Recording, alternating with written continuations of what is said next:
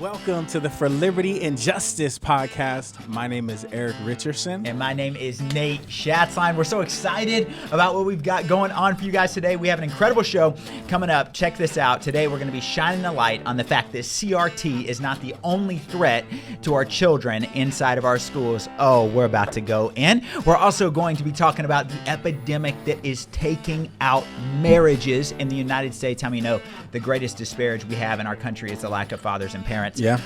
And later we're going to be interviewing a current Texas state representative in District 93, and he is actually running for district attorney. His name is Matt Krause. It's about to get spicy up in here. Yes, sir. So buckle up, Patriots. Woo! Let's get the show on the road. You are watching the For Liberty and Justice podcast.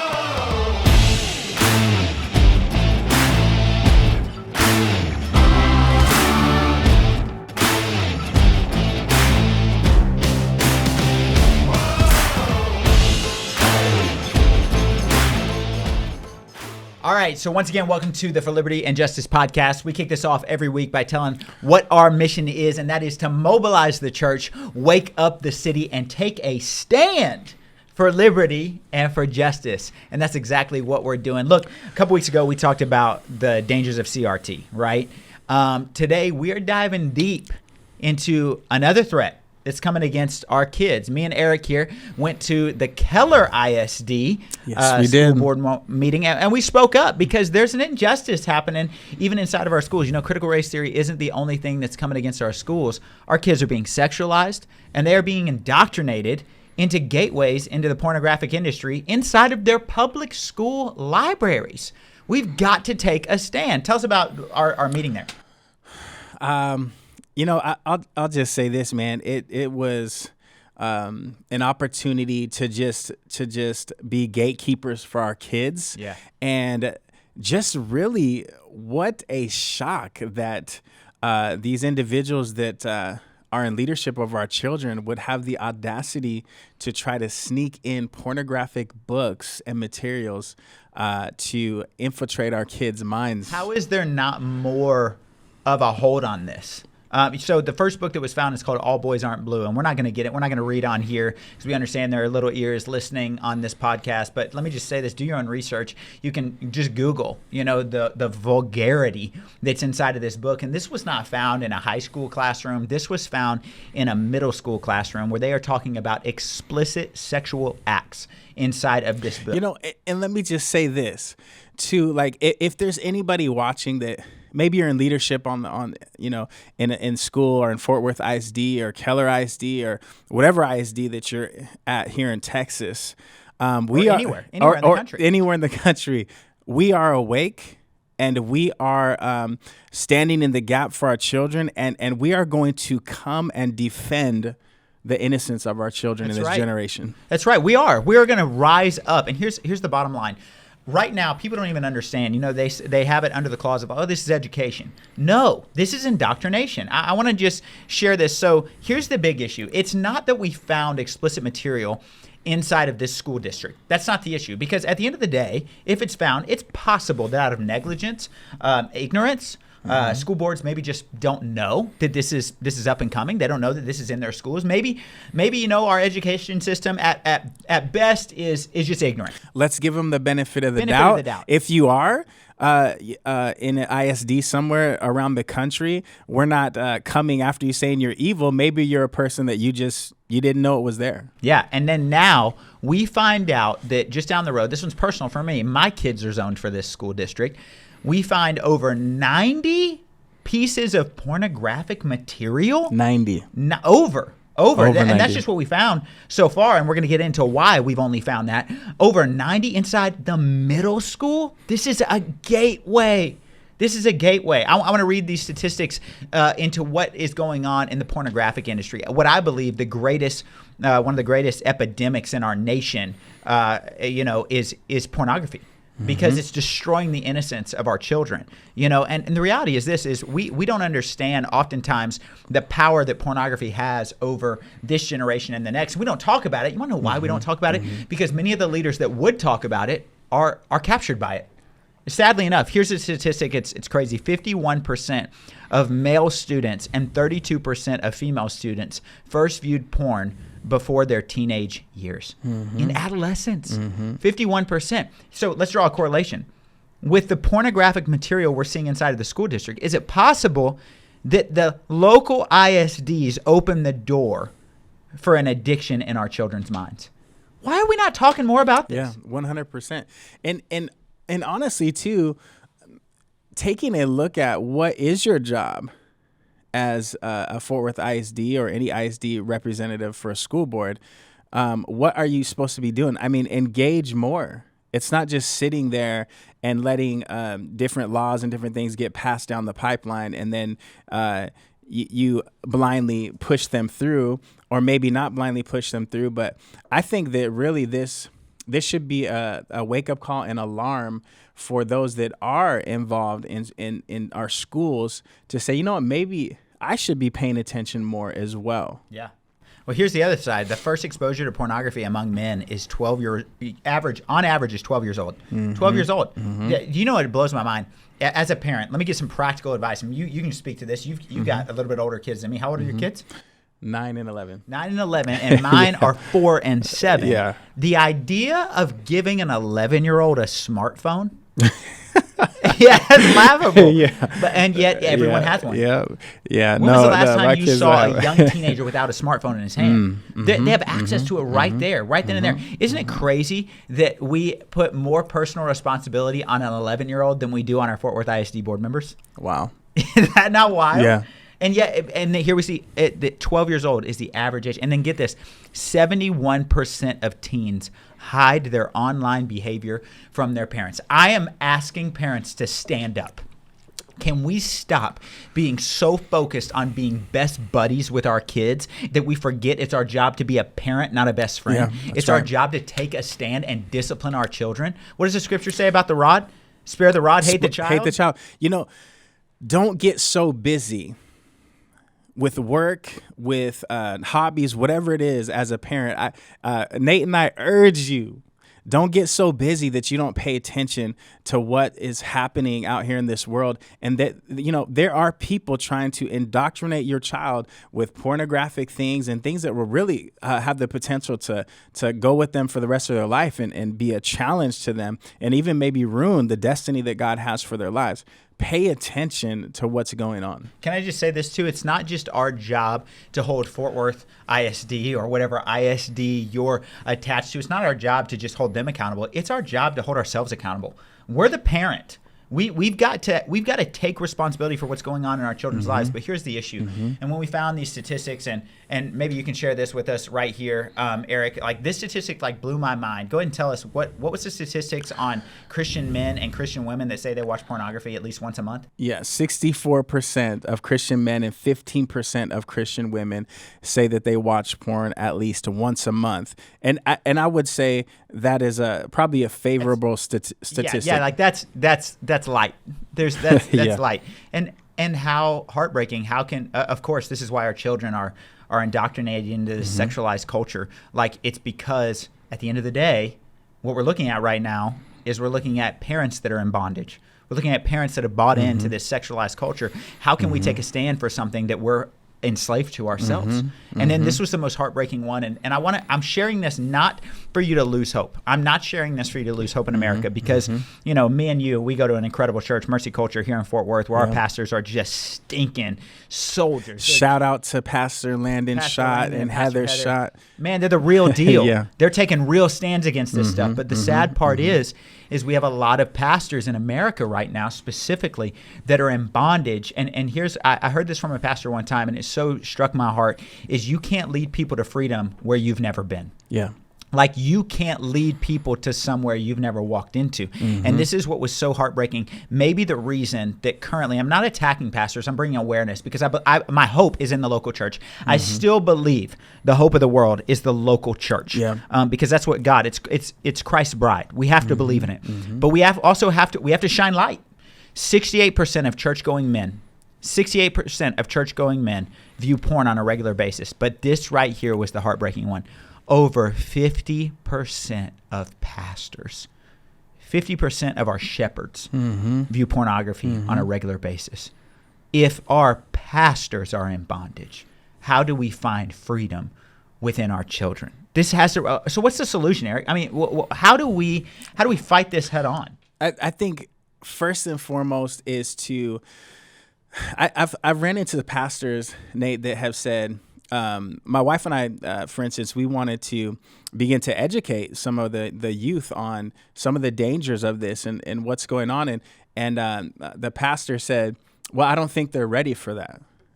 And the reality is they're already there, whether you think they're ready or not. The enemy or the powers that be, they're not waiting. They're coming in, and they're coming in guns blazing to take over the minds and hearts of our children through sexual perversion.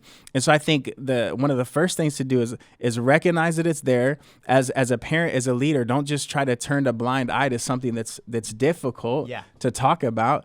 And then I would start right there for sure. And we have to acknowledge, one of my favorite scriptures is when in the Bible where it says Christ didn't come to heal those, or Christ came to heal those who knew that they were sick. He was talking about the Pharisees, that he could not bring healing to their hearts, to their bodies, to their minds, to anything, because they wouldn't acknowledge that they were sick. And God cannot heal what we won't expose. Right. I think the first step, and this is how you rise up, and I want to be a hope. I want this podcast for liberty and justice to be filled with hope. Yeah. And so we just gave you the downside. We gave you the harsh reality of where we're at as a culture and a society.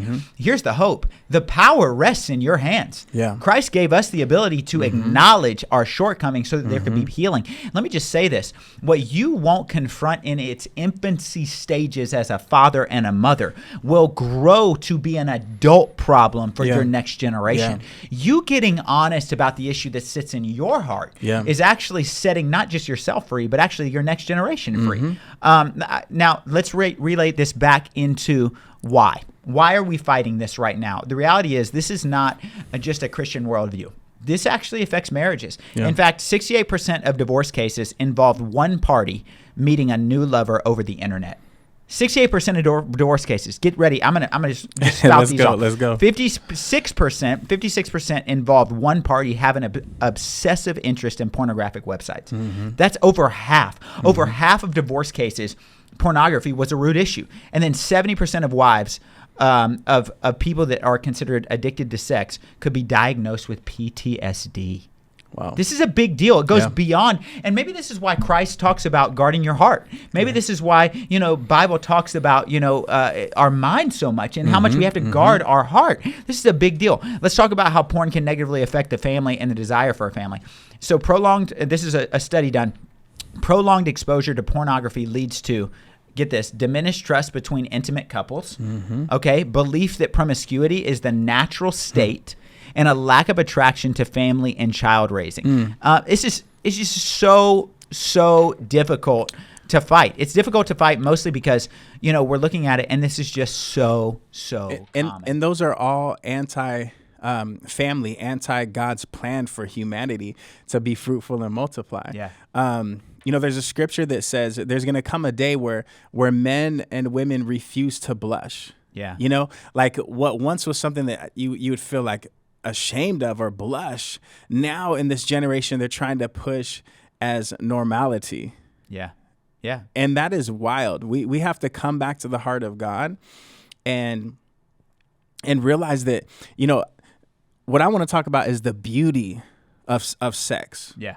The beauty, teaching our kids, this is a good thing. We're bringing hope. Sex and in the sanctity of marriage is an amazing thing. I mean, pornography and the alternatives don't hold a candle to God's ultimate design and plan and perfect plan for marriages. I love what our pastors say. Pastor Landon says, look, he's joking, but not joking at the same time. He says, look, if you don't date your wife, come on. On a regular basis. Come on. Date your husband on a regular basis. Come on. Keep the flame of that going. I think it's important to show our kids, like you said, be the example and show our kids what a loving marriage looks like. And, when the time comes, be able to speak to them about the beauty of marriage and sex within marriage versus the imitation crab, you know? Yeah. We want the real thing, You're you know? supposed to get better over time. That's right. Like fine wine. Come on. Here's That's the right. thing, like at the end of the day, like when we look at this, I love what our pastor said most recently on his Instagram. He said, the question is not how do we keep the marriage or the question is not like how do we keep the marriage, the fire burning. It's how do we get it hotter? Come on. Like Yeah. I'm paraphrasing. That's not exactly. It's like for sure. Yeah. Let's heat this thing up. We're Song of Solomon. in love. The Come Song on. of Solomon. Don't start quoting that. There ain't no ladies here. Our wives aren't here. Yeah. But at the end of the day, we've got to recognize that if we truly value sexuality, we have to teach how beautiful it is under the confines of what God's creation was, which was marriage. Yeah. Those are His ordinances.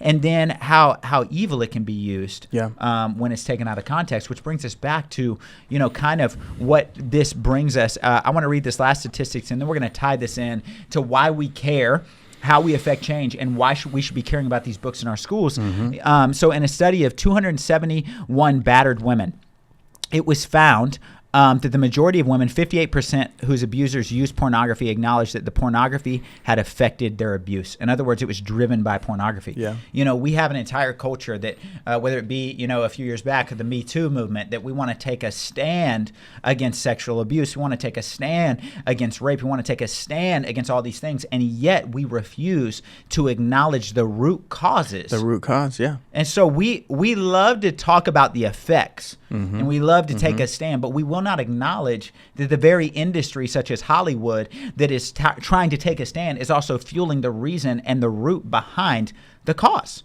That pornography, insanity. Isn't it wild? That insanity. We love to shine light on the fact that we're for people, but we will not acknowledge the darkness that's in our own hearts or that's going on behind the scenes. Yeah. And so coming back to why we're taking a stand, I'm going to share just a brief story. When in 2020, when we were about to put my youngest into Keller ISD. What we did was I called the school. I've been in. I like how you said we were about to. Yeah, about to put them in Keller ISD. We moved to North Fort Worth Keller area because of the schools. They were rated so high. When I called the front office for the kindergarten he was going into, I said, "Hey, I just want to make sure. Does this kindergarten have sex education? I just want to make sure that they don't." And they said, "Oh, you know what, sir? I'm pretty sure we do." 5 years old? Yeah. What, they don't need to know that. No, they on. don't. Talk about what they need to talk about, like crossing a crosswalk. Eating some gummy bears. Wear a helmet. Eating some gummy bears. I liked the gummy bears when I was in kindergarten. Yeah, like the basics. I still like them. Yeah, still. Oh, who doesn't? You gummy worms or gummy bears guy? Both, man. Okay, no, but here we are. And they said, I said, okay, can you give me the curriculum? And I want to challenge every parent that if you don't know the standard for sexual education in your school, you should call and ask, because by law they actually have to give you this. Well, they said, hey, you know what? We'll call you back. A week later, they hadn't called me back. This was in Keller ISD, so I called them back. Okay, it's our job, parents. We got to rise up. Yeah. When I called them, they looked at, or they said over the phone, they said, "Oh, you know what? We can't locate it. It's an outside organization." I said, "Can you give me the name of the outside organization?" They said, "Oh, you know what? We don't have access to that." I said, "Okay, last straw. Can we opt out?" We don't have access to that. Don't have access. Who does? Okay. Just my 5-year-old, I guess. Yeah. I guess my 5-year-old has access to pornography, but you don't have access to the curriculum. And so I said, "Can we opt out?" And they said, "Sir, we're just not sure. We're just not sure." We're just not sure. And that was enough for me to say, "I'm sorry, we'll be putting them in a Christian school." And that's exactly what we did. Yeah. We're very open about that, Yeah. And so at the end of the day, like, this was the issue. That was the first straw with Keller ISD. Now to find all this pornographic material that just came out right here, and we're going to show an article that shows this, that you can look up yourself and look it up. And I would challenge you, Keller is only famous for this because the parents rose up. They rose up. How many of your children, wherever you're watching in America, that they're going through, they have the same books in the library, we just haven't said anything. And so here's the bottom line. We go to this school board meeting, we make public comment, and all of a sudden, at the end of that public comment, there's still no answers. No answers. There's still no answers. And so here's what we're dealing with right now. So what me and Eric went and spoke up about, and we're going to lead an army just like we did at Fort Worth ISD, is the fact that although these books have been exposed, not one of those books has been removed. has been removed. And then this was the crazy. Here's the crazy part is that it's Crady. It's Crady. It's Crady. Only 2 parents or community members are allowed on a book challenge committee. So this is what Keller did. They said, hey, we'll do a book challenge committee. Only 2 parents are allowed. And the other 6 members of the committee are district employees. And then this was the kicker. And this is what we're kicking back on this week. Do you know that in order to be on the book committee, they get to decide what's appropriate and what's inappropriate, right? In order to be on it, you have to sign a non-disclosure agreement that you will never speak about what was in your child's library. Oh, hold me back. That's ridiculous. It's ridiculous. That is ridiculous.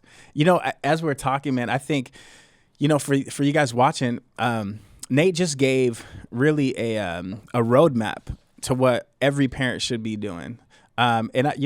Maybe we can come up with, a guideline, a piece of paper that has a guideline for parents through the For Liberty and Justice. Yes. And we can hand that out. We can maybe blast it on one of our podcasts to where every single parent in Texas, man, can literally call in with this guideline and say, I want to know A, B, C, and D concerning my children. Yes. And just light a fire under the ISDs. We have to do it. We just saw the effects of pornography, how prevalent they are. And this is what I want to try and expose to you, is that it's not just something that our children are facing through their smartphone. It's not something they're just getting at home. It's something that there's a gateway in our own public school libraries that if we do not stand up and rise up, then they're going to get gateway even through. And this is what's so heartbreaking is we have parents who can't afford to put their kids in private schools, and they don't have the time to homeschool. They can't afford to dedicate that time, and so all of a sudden we are sending our kids, no matter how much they protect them. The public education system should not be the place that they get exposed to inappropriate materials and start generational curses that are breaking up marriages, that are breaking apart families, that are destroying churches. This right here, I am tired of seeing our men and even our women bound by this pornographic demonic force. We've got to stand up to it. And it starts with our fight in the schools, and it starts with personal responsibility. And Nate and I, we are not going to, just because our kids are in a private school, okay? And the Lord blessed us to be able to do that. For those of you that have your kids in public school, we want you to know that we're not just talking about this on a podcast, okay? We are taking action, boots on the ground. We are not going to let your kids sink with the ship, okay? That's right. We're not going to just watch the ship sink. We're actually going to come and continue to engage and fight for the innocence of our children in this generation. One of the things I tell kids, especially high school kids, when I have the opportunity to talk with them is they'll use words like, Eric, man, this is revolutionary, right? Yeah. Some of them that are leaning towards the left because they've been brainwashed. Yeah. And so they'll say, this is revolutionary. What's going on with this newfound sexuality and this really determined off the rails of God's ordaining of what sex should look like within the sanctity of marriage. And I tell them, look, please don't use words like revolutionary. Yeah. Because this has already been tried. Yeah. And that's why it's so important, even when we talk about CRT or we talk about history and how people, they don't want to talk about history, but we have to talk about it because if we don't talk about it, we're going to repeat it. That's right. And the reality is that deviating away from God's perfect plan for sexuality and sex within marriage has never ended well. No. And so we have to educate our kids in those areas. And here's what I'll throw at you, and this is the last thing before we go into our special guest coming in, is that if 51% of male students and 32% of female students have viewed pornography, okay, and I would say that's generous. There's no way that it's not more than that. I believe it's more. Yeah. Then your child is not the exception. And I don't mean that he hasn't been protected, he or she. I mean that we can't afford to leave it up to chance. Yeah. We're going to have to start the conversation. So here's what we're going to do. I'm about to bring on a special guest, but before I do, I want to encourage every parent watching right now that let this be the wake-up call. I just gave you real statistics. I just told you how it's going to affect their future marriages. I just woke you up and said that if it's happening in your home, chances are your child is going to be the product of it. And we don't want to see that happen. Yeah. We have to call it out. We have to walk in purity. We have to walk in righteousness. Let's say you're not even a believer and you're watching this. You don't follow Christian ethics. Let me tell you something right now. The antidote to a broken marriage is allowing infidelity, even if it's through a screen, into your life. And so we are literally crying out to you and saying, get help, and understand that it will create a healthier life and a healthier home for your family. But if we're going to do that in our home, we better be willing to fight for it in the schools. We're about to interview somebody who's doing just that. Representative Matt Krause has been on the forefront of fighting this. And so he essentially has done book audits throughout the state. And I'll let him get into it, but he's a hero in this. And right now, while most school districts have ignored Krause's inquiry, it's like schools like Northeast Independent School District in San Antonio is reviewing more than 400 books. Here's what I would say. If you're in Texas, you need to go back, see what Representative Matt Krause has done. You're about to hear a little bit about it. And then we're going to share a document, like you said, on the first steps you can do to jumping in and fighting this in your kid's school. Look, we need soldiers, we need parents, we need patriots to rise up, because right now the power is in our hands, and I believe that God is waiting for us to stand up and do something about it. Are you ready? So let's check out what Representative Matt Krause had to say. Check out this interview that we just did. It's going to be juicy. Let's get it. All right, welcome back to the For Liberty and Justice podcast. We are back here with a very special guest today, and this is Representative Matt Krause. We are honored that you're on the show today. Hey, man, thanks for having me. I'm glad to be here. Well, today we're about to hit on a few topics, but first and foremost, Representative Matt Krause is on the show, and we're going to talk a little bit about what he's done as a state representative, but also what he plans to do as our next district attorney, God willing. That's right. And talk about the race. So, Matt, tell us a little bit about yourself. Tell us about your time in office, and tell us why you wanted to be running for district attorney. Yeah, thanks again for having me. For the last basically decade, since 2013, I've represented House District 93, which you know a little bit about. Come on. House District 93 in the Texas House, and it's been an honor of a lifetime. I've enjoyed it, being able to fight for the unborn, being able to fight for religious liberties, being able to fight for fiscal responsibility, a more secure border, free elections. It's pretty incredible. I always tell people there's 32 million people in Texas, and only 150 of them get to do what I've been able to do for the last 5 sessions. So I've enjoyed that. But as Ecclesiastes says, there's a season for everything, and the season for us serving in the Texas House is done. And now the Lord's opened up the opportunity to run for district attorney. So I'm now in the campaign for Tarrant County District Attorney to do what I can to keep your community safe through a bunch of events. We just felt like my family and I have a beautiful wife, 5 incredible kids. 5 kids. 5 kids. It's awesome, man. It's busy, but it's awesome. And so we try to make this a team thing. And so anytime we have a decision, if we're going to run, not run, what we're going to run for, we think about it, we pray about it together. When the opportunity presented itself, Sharon Wilson, our current DA, said, I'm not running again. They said, who do you want to see take your place? She said, me, which I was flattered and honored with. So my family and I started thinking about it, and the DA plays such a critical role in the community. We've seen the ill effects around the country when DAs are soft on crime, they won't prosecute crime, what that does to the entire community.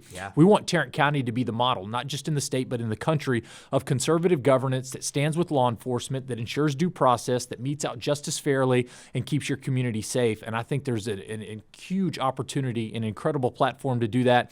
And so that's what we're doing. We know God doesn't call you to win or to lose, just to be faithful. So we're excited about the journey, but I think it's going really well. It's beautiful. It's clearly going well. You know, everywhere we go, everyone loves you. I've literally not met one person, maybe your opponents, that don't like you, but I haven't met one person that doesn't like you. Whether we're down in Austin running for 93, meeting people, I was like, oh, we love Matt, and I'm excited about this race. I'm excited that you're jumping in and you're going into this position that's so incredibly important, just for everyone watching at home. You know, we have a lot of moms and dads. We have a lot of people that are new to being engaged in politics at all. You know, 2020, I feel like, especially with, kids at distance ed, it woke parents up. That's exactly right. It made parents aware of, wow, we have to wake up. And so for everyone watching back at home, explain to us what a district attorney's responsibilities are, what type of change you can truly bring, and really break it down for us on why this is such an important seat that we have to win and we have to remain with a strong conservative. Yeah, and that's a great question. I'll go back a little bit to what you were just saying. 2020 was kind of an inflection point with the pandemic. And people, they were worried about the president, about their senators. They never really thought about their local elected officials, their county judges, their county district attorneys. And then all of a sudden you see these county judges and commissioners start shutting down business, right? They start shutting down churches. churches. They start shutting down people's livelihoods. And you're like, whoa, whoa, whoa. We never voted to give you that kind of power. Right. And so it really shone a spotlight on you have to have the right men and women with the right character, integrity, and principles in these local races, in these local positions. So if something does come up, it may not be a pandemic next time, but it could be an emergency that people say, hey, we got to take a little bit of your liberties or infringe on your constitutional rights to keep you safe or healthy.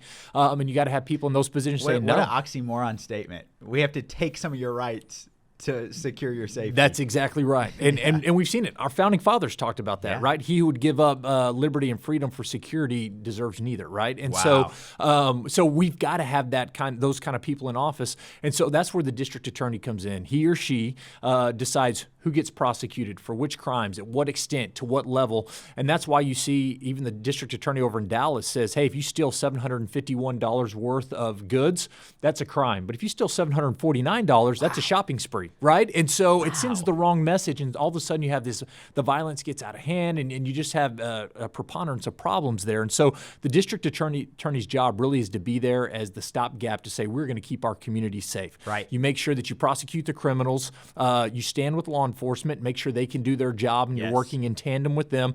And then another critical issue is human trafficking, which I know you're passionate about. And unfortunately, the listeners out there may not know, Tarrant County, the DFW area, is a huge haven for trafficking. It's awful. Yeah. And so the district attorney actually has a huge role to play in intentionally, specifically going after those who commit this heinous crime and who traffic in this evil enterprise. And so that'd be one of our biggest things, is to crack down on the human trafficking. Tell me strategically and practically, because that so intrigues me. I know it's going to intrigue our audience listening today on how the district attorney helps, absolutely fight trafficking. That's right. As you know, many of our audience is involved in anti-human trafficking. That's something that we're passionate about. And this is, we sometimes fall in as Americans because we live in the freest country in the world. We live in, what I believe is God's blessing is on our country. Amen. And we live in a place where truly, if an average American might not know the atrocities that are going on right beneath our nose, even in our communities, whether it be in Keller,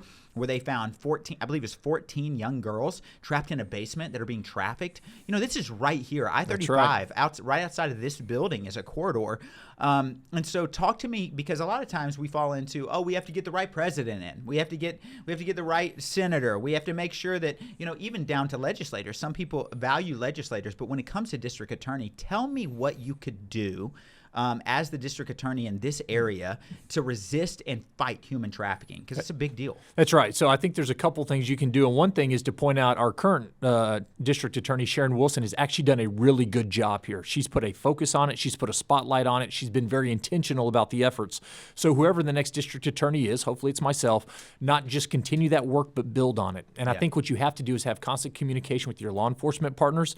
Sheriff Bill Wayburn in Tarrant County does an incredible job. He's a hero. Does an amazing job, and so you work closely in tandem with them, right? And so you've got to have that constant communication. What are you seeing? What are you helping with?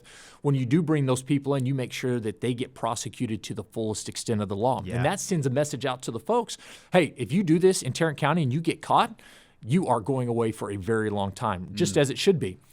At the same time, you work with nonprofit partners such as yourself saying, hey, what are y'all seeing? How can we be more vigilant? How can we educate the public more on making sure that they see these signs? Because sometimes these girls are trafficked in broad daylight. Yeah. And if you understood what to look for, some of the signs or symptoms. And so I think there's an educational component to the DA's office as well, saying, hey, here's what to look for. Here's how you can help the public understand this is going on here, and we need to combat this. And so the DA is a huge role in all of that. But it goes back to communication, it goes back to partnerships, and an intentionality to tell people we're not going to have that evil here. Talk to me about the crime. I know, when it comes to trafficking, talk to me about the ladies that are caught up in this.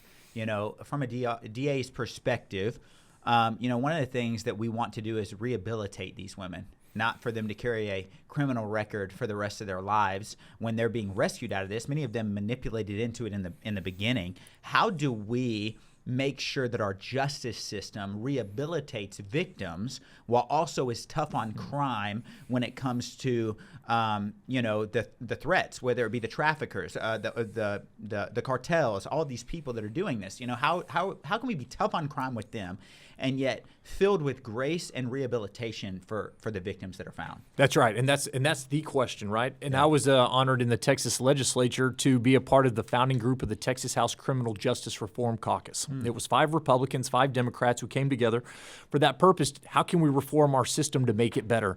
And a lot of people say, whoa, whoa, whoa, I thought you said stand with police. I thought you said, be with law enforcement, but now you're talking about criminal justice reform. And I tell people, those aren't mutually exclusive. I hate the buzzwords. I hate how we get locked in. That's right, but you can actually do both, right? And so what criminal justice reform says is, how can we make society better through our criminal justice system to ensure we're putting away the people that we're scared of, not that we're mad at, right? Wow. Yeah. Put the people away that deserve to be there, that are a menace and to society, could commit more violence, right? And not the people who just made some mistakes or could be rehabilitated in a different way. And so, but along with that, you stand with law enforcement every time. And you're not saying law enforcement does everything perfectly, but I think for a vast, vast, vast majority of the time they do. It's the only profession I know where you kiss your spouse goodbye in the morning and then hope that you kiss them goodnight, right? I don't have to worry about that. You don't have to worry about that, but they do. And so we need to stand with them, partner with them. And then when one of them steps out of line and does something outside the bounds of the law, you prosecute them to the fullest extent of the law. And I'll tell you what, the law enforcement officials I've talked to, that's what they want, because they give them a bad name when somebody does something outside the law. So they want those people prosecuted. So you can stand with law enforcement, but also focus on reforming the system as you can. And that leads into what you just asked. Do we treat these girls who've been, and boys sometimes, boys and girls, do we treat them as victims or do we treat them as offenders? And for too long, our system has treated them as offenders. One of the things I've been blessed to work with in the legislature is to say, no, no, no, no, no. Some of these girls that get brought in for prostitution, right? That's a crime. Well, we're not going to have that follow them their entire lives because they were forced into that. They were put into that. So they should not have the stain of criminality when they've been forced into doing something that they don't want to do. And as somebody who wants to fill those legislative shoes, you can pursue that even further for things that we haven't done. But I think that's the key, is looking at them as victims, not as offenders. And I think once you have that viewpoint, then everything you do with them through the criminal justice system changes, right? Wow. And so they should not even be going through our prison system. They should not be incarcerated. They should be rehabilitated. They should be given counseling. They should be given support. They should be given a structure where they can reintegrate into society. I love it. Because they have for so long been just used as objects in an evil enterprise. They're not the offender. They are the victim. And obviously, I'm not an expert on this, but there is something to be said about Stockholm Syndrome, where you begin to love your abuser because it's all you've ever known. And you're right. I've heard story after story of survivors of human trafficking. You're like, why didn't you run away sooner? Why didn't you try to get out of that sooner? And they're like, look, I'm either from a foreign country and that's all that they knew. They'd grown up, that's what they got into. So you're right. I don't know all the psychology that goes into that, but the training and counseling and emotional support they need to fully break away from that is what we want to provide. Oh, it's brilliant. I love it. And I hope you're waking up. I hope that we as Americans, as citizens, as taxpayers, as moms and dads, are waking up to the different things that we have to be engaged with. Like, I can't wait for the day, and I believe the day is coming, where district attorneys' races are so loud. That, like, when we're running these races, we have parents standing up and we treat it like a presidential race. I hate the statistics when you look at when it's a non-presidential election year, the lower turnout, and I believe that's changing. I believe we're waking up, especially Tarrant County here in Texas. We're waking up to those issues. I want to talk about kind of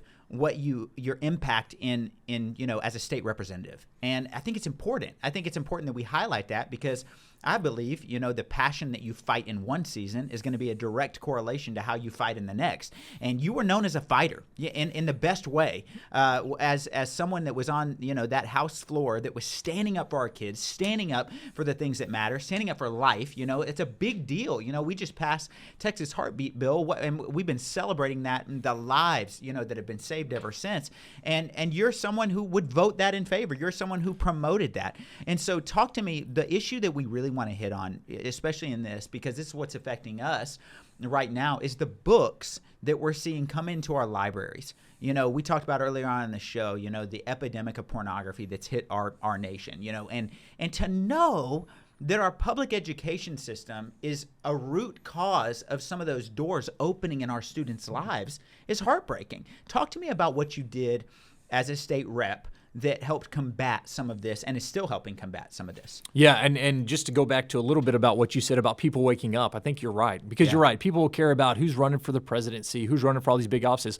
But I tell people all the time, people on your school boards, your city council, your county commissioners, they have more of a day-to-day impact over your lives than anybody at the federal level, right? And so if you want to get something done, if you want to make a difference, a lot of times at the local level and the state level is a way to get it done. People would tell me, hey, when are you going to run for Congress? And I'd say, never. You know, I have no interest in that. God bless people like Congresswoman Beth Van Dyne, who you helped get into office. She's awesome. She's a rock star. I'm so glad she's there. But I would not want it because there's so much gridlock and dysfunction in D.C. But now in Texas, in the legislature, you're able to get things done, like the heartbeat bill that we talked about. I was able to vote for a bill, support a bill, co-author a bill that has literally saved thousands of babies' lives. Unreal. Because when that's incredible, right? Yeah. To be able to use the position that the Lord has allowed you to have to save unborn children, to protect the Second Amendment, which protects all the other amendments, right? So to get to do that, but then we started seeing after this pandemic, parents waking up to what was going on in the education of their children, right? And Tim O'Hare, our friend who's running for county judge, he called it an over-the-shoulder problem. And I said, what do you mean an over-the-shoulder? He said, when the pandemic hit, when the schools shut down, everybody was at home. And so now parents started kind of looking over their shoulder at what their kids were learning. Yeah. And it was kind of like, whoa. I didn't sign up for that. Yeah. I didn't know that. They were starting to see the materials brought home from the libraries. The only good thing that came out of that pandemic. Right. You always look for a silver lining. There weren't too many, but that was one. It woke parents up and I would have never known this. And so whether it was critical race theory being taught in the schools, whether it was some of this objectionable content. So this last legislative session, the legislature said, hey, look, critical race theory, to me, at its core, is a fundamental rejection of an antithesis to Martin Luther King Jr.'s famous quote, judge people by the content of their character, not the color of their skin. And what we're doing in critical race theory is putting two groups together. You're either oppressed or you're the oppressor. Right. You're either doing right or you're doing wrong. And it doesn't matter what you've done personally. You're just a part of this group. So we paint you with that broad brush. Which isn't that the very underlinings of racism? Is labeling a people group by their nationality. Or, by some factor that you just lump everybody together in. It's crazy, right? And it's so un-American. It's so counter to the American ideal and the American culture. I think it's an insult to minorities. I think it's an insult to minorities who have fought, who have overcome every obstacle that's been put in front of them. Well, Martin Luther King Jr., anybody could have said, hey, we're an oppressed people, I can't get anywhere. But he said, no. We judge everybody by their individual merit, and that's what we're going to do. And so the legislature looked at it and said, look, we can't have this. We're starting to see this creep in all these different districts around the state. We cannot have critical race theory. South Lake was a great example of pushing back against that. And then it wasn't just the critical race theory component, but it was these books on human sexuality and things like that. And it wasn't, everybody says to me, they're like, well, you're just one of those right-wing guys who doesn't want anything that, I'm like, look, I know people are going to disagree with me. I know parents and kids are going to disagree with me. I'm not for getting rid of everything that I disagree with. You can teach people about sexual orientation, gender identity. You can talk about all that without doing it in a way that doesn't enforce pornography or include some things that everybody should agree is objectionable. And so, but we started seeing some of these books in there. And so we actually made some changes to our Sexual Health Advisory Committee language, which said, look, there's got to be certain standards with these, whether it's curriculum, whether it's books in the library, things like that. So then as the chair, I was the chair of general investigating. I can't talk about too much of the work we did, but we did send out an inquiry to a few school districts, to some school districts saying, do you have any of these books that include whether it's race relations or human sexuality, which were the two things we touched on during the session. Do you have any of these books on your shelves? There may be nothing wrong with them. They may be great. They may be needed, or they could be problematic based on the new structures that we have. Right. And you would have thought we had done the worst thing in the entire world. Kicked up, huh? It was incredible how much feedback we got. A lot of people couldn't stand it. A lot of people thought you're on your road to book burning or book banning. And we said no. We just wanted an inventory. What's here and what's there, because the best thing we can do is give parents the information for them to make the choices. Right. Well, it comes back to transparency. We owe that to our parents. We owe that from a government standpoint. Like, why do we? I guess I'm confused. Why is it that school boards are kicking back on the idea of transparency? What do you think the root is? That's what I don't get either, because it's like election integrity. We talk about it all the time. do the audit, right? Right. And if you don't find anything in the audit, Great. then great. That just reinforces that everything's been doing the right way. But if you do find something wrong with it, then you need to take steps to remedy that. Same way here. Let's figure out what's on the shelves. If it's all great, that's fantastic. Again, you don't have to agree with everything. Totally. There's a way to have different perspectives, different viewpoints, even ones that I disagree with, but let's just make sure it's done in a way that's age appropriate. Maybe Right. something that's in a high school library is just fine, but if it's in the elementary library, that's not good. And we saw all these Right. all these books, inappropriate books in these different places. And so you're right, it's transparency, it's accountability, and that's why I think parents play the most pivotal role in this entire part of the Without a process. doubt. You can do anything you want to in Austin, do anything you want to in D.C. People can figure out a way around that, or say, Sure. this is different for this reason, or it doesn't line up here. But once the parents get involved and they're the ones that get activated, which I know you're working very hard to do to get all around this area, House District 93 and beyond, they're the ones that can really sink their teeth into it and say, look, we're voting for these school board members because they're not going to allow this in here. We right. know those school board members are then going to hire the right superintendents who are going to make sure that they're aligning with our community values. And if you want some of those books that some people might find inappropriate, then that's fine. But give the parents the option and the choice with the transparency that you're talking about. What type of standards were we seeing at the state level? I don't know if you can talk about this, so just stop me if we can't. But what type of standards did you help pass that now schools are having to abide? And I understand, we've seen this on several different ways, whether it be through CRT and Fort Worth ISD, that we have a lot of ISDs right now that are not abiding by the law in Texas. And I'll say that boldly. I mean, that's what we're standing up for. That's what we led 100 parents to Fort Worth ISD this last week, and we stood up, or 2 weeks ago. And so looking at that, what type of guidelines were you a part of in helping put in place, just so we as parents can know how to keep these ISDs accountable? What should we be looking for inside of these books? That's right. So Steve Toth, one of my colleagues from the Woodlands, passed a bill in the regular session, which was House Bill 3979, and then we came back and subsequently did something else on CRT in a special session that basically laid out those rules and regulations. And so for your listeners, I can get you the exact language and the exact statutory language that you can use to say, fantastic. to take to your districts, are you guys abiding by this? Because a lot of it was just to make sure, again, everybody says, oh, you're just trying to whitewash history with this. No, we're not. Wow. America has had some faults. America's Right. had some blind spots. America's had some evils. The evil of slavery. We've got to talk about that so we don't repeat those mistakes of the future. But there's a much different way to talk about that than all these people were evil and these people are in the category. So you want to teach history. You want to teach correct history, accurate history, but there's a way to do that without demonizing an entire people, without pitting each other against each other, because that's what critical race theory seemed to do, was create dissension and disunity to where you could never bring that back together. That goes against e pluribus unum. That goes against everything that America, the melting pot, is supposed to be about. So we wanted to make sure. So I can get your listeners that language that they can be looking for, but I would hold them accountable because whether you agree with the policy or not, our ISD should be abiding by state law, right? Without a And doubt. if they don't like that, get members of the legislature and the House and the Senate and the governor that agrees with them and change that law. But until then, don't just say, well, we don't agree with the law, so we're going to circumvent it. Oh, it's beautiful. I think even specifically speaking, when you're talking, what sticks out to me is that when we look at, things like CRT that are coming in, one of the things that, we've been accused of as conservatives for so long as, what you just said is, oh, you don't want the full teaching of history. No, that's not true. We want it to be taught properly. That's right. And I think at the end of the day, what we're never against is teaching about the atrocities and the sins of a man.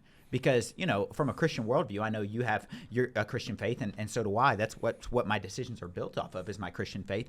I'm never going to deny the issue that we're a fallen nature. In Romans, it says not one man is perfect, no, not even one. And so looking into that, I believe the issue rises up in our schools when we start to blame the sin on a system rather than on an individual.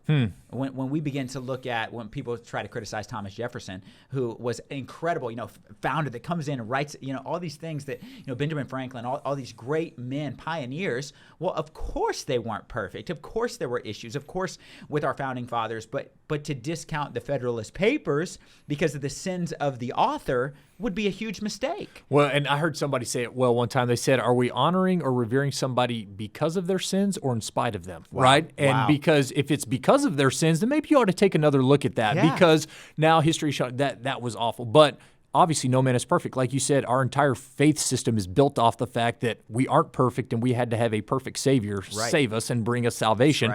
So we understand that, no, of course we're not perfect, and we don't expect anybody to be perfect. But just because you've had some sin in your life doesn't mean God can't use you to do other things. And it's okay to acknowledge that and value that, especially in a great experiment like America, where he used very imperfect men to try to create a more perfect union. And we're still trying to create that more perfect union. But those men and women at the founding put us on that path to do that, which was a radical idea in human history. So we need to give them credit for that. Obviously expose the sins of the past, but learn from them, not use those as an instrument to beat people over the head with today. What a beautiful way of saying it, though, of using imperfect men and women to create a more perfect union, right? That's the verbiage we should carry everywhere we go. And we have to defend this. We have to stand up. So we're running out of time, but just lastly, Matt, first off, thank you for being on here. Yeah, it means thank you for having me. And I think we're all growing and learning in this, but if you could give the parents, we do this with every one of our guests, one of our biggest audience is parents. We're taking a stand for the next generation because, if we don't train the next generation, culture will do it for us. And so what would be your biggest advice for parents? You helped with this book audit that's coming in. What would be the biggest advice for parents that you could give? Last piece of information on how to defend the next generation right now. What would you say? Yeah, that's a great question. I always think about how God is a God of purposefulness and intentionality. So you have your kids not by mistake. You have your kids because the sovereign God of the universe has placed that son or that daughter in your house, and that is a huge responsibility. So I would encourage you, get active and engaged in what your kids are active and engaged in. Follow what they're doing. Understand what they're bringing home from school. Understand what they're learning, because that is your greatest. We talk about our jobs all the time, but that pales in comparison to what you're doing at home with your 2 kids, what I'm doing at home with my 5 kids. It pales in comparison to being a husband and a father. And so I would just encourage you to be intentional about being that parent to that child that God has specifically given you to nurture, to train, hopefully to grow in wisdom and stature and favor with both God and man. The more intentional you are with them, the better off they will be, and the more you'll see the different things coming into their lives that might have an adverse impact on them. When you see that, step up, say something, because you've got guys like Nate, you've got guys like me who are willing to stand alongside you and help you in that endeavor. So get loud, get involved, get engaged, and there will be people like us to help you out all along the way. Lastly, I'll share this. It just hit me. I hope you don't mind me sharing this. I didn't ask his permission, but it's always a dangerous thing. We were having our Liberty March a couple weeks back, and I had invited Representative Matt to be there, and he didn't show up. And the reason that he didn't show up is he said, "It's my daughter's basketball game tonight," and that to me spoke more to who you are as a person than anything. I was telling my dad about it. I was like, this is our type of people. People that, and you want to know why? Because nothing we did in that Liberty March meant more than you being there for the one you're most responsible for. That's right. And I just loved it. That's the type of person we're going to be getting in the district attorney's office. So vote Matt Krause, and hey, do like it. That. And go, what's your website? How can we check out? MattKrause.org. Also Twitter, Rep Matt Krause. Facebook, Matt Krause. Check me out. Check out positions. Would love to have your support. And thanks again for the opportunity to be on today. This was great. Unbelievable. I love it. Hey, this was the For Liberty and Justice podcast. Stay tuned. We've got more things. We're going to release what you told us about earlier, the document that shows how you can get involved in your school districts, what you can hold your district accountable for. Hey, here at For Liberty and Justice, we believe in mobilizing the church, waking up the city, and taking a stand for liberty and justice. We love you. We'll see you soon. Share this with somebody, and we'll see you next week.